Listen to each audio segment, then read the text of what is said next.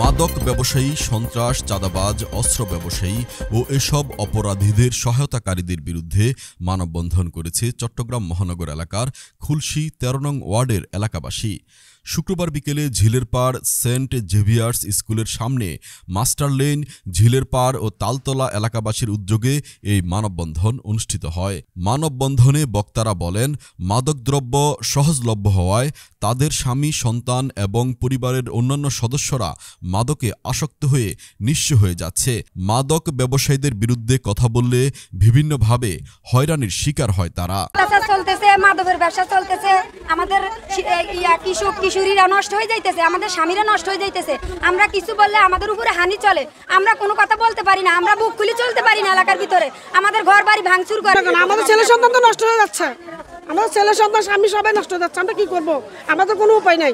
আমরা মনে করেন মহিলাদের অত্যাচার করে, পুরুষের অত্যাচার করে, মারে ধরে, হামলা হইলে আমরা সবাই প্রতিরোধ করুম। এই প্রতিরোধটা এতদিন করেন নাই কেন? এতদিন পারি না, আমরা এখন তো কইলে মরতে মরা খাও, এমন আছে মরি যাও, তো আমরা প্রতিরোধ গড়ে তুলুম। প্রশাসন বিভিন্ন সময়ে অভিযান পরিচালনা করলেও পরবর্তীতে মাদক কারবারিরা আবারও বেপরোয়া হয়ে ওঠে। এই কাজে শেল্টার দিচ্ছে বিভিন্ন সময়ে ক্ষমতায় থাকা রাজনৈতিক দলের নেতাকর্মীরা। এলাকাবাসীর অভিযোগ, নগর স্বেচ্ছাসেবক দলের সাবেক যুগ্ম সম্পাদক উকিল হোসেন বগার ভাই রকি হোসেন পিচ্ছির অনুসারীদের শেল্টারে এসব মাদক ব্যবসা পরিচালিত হয়। মাদক ব্যবসায় শেল্টার দেওয়ার বিষয়ে রকি হোসেন পিচ্ছি অভিযোগ অস্বীকার করে বলেন, তিনি এবং তার ভাই অকিল হোসেন এসব কাজে জড়িত নয়, তাদের বিরুদ্ধে অপপ্রচার করা হচ্ছে। এদিকে এলাকাবাসীর জোর দাবি, মাদক উচ্ছেদ না হওয়া পর্যন্ত তারা আন্দোলন চালিয়ে যাবেন। লড়াই করতেছি আমাদের সামাজিকভাবে। এই নিয়ে গত শুক্রবার আমার উপর পিছন থেকে অতর্কিত হামলা করছে।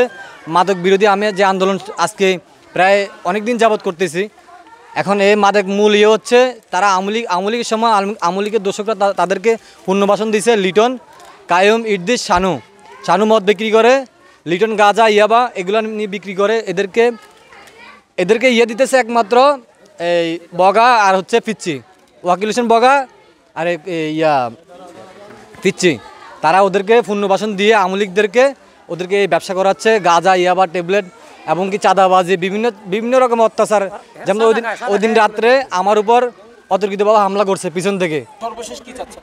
আমরা চাচ্ছি মাদক ব্যবসা, স্পট সব কিছু বন্ধ থাক, আর সন্ত্রাস, চাঁদাবাজ যা আছে সব বন্ধ থাক। আমরা আপনার মাদক বিরুদ্ধে কথা বলতে গেলে আমাদের উপরে মনে করেন নির্ঘুমভাবে হামলা করে। যেসব অস্ত্র ব্যবহার করেন আমাদের শরীরে যেটুকু জায়গায় আঘাত করছে সবগুলো মনে করেন ভিতরে জখম হয়ে গেছে, কিন্তু বাহিরে কোনো স্পট রাখে নেই।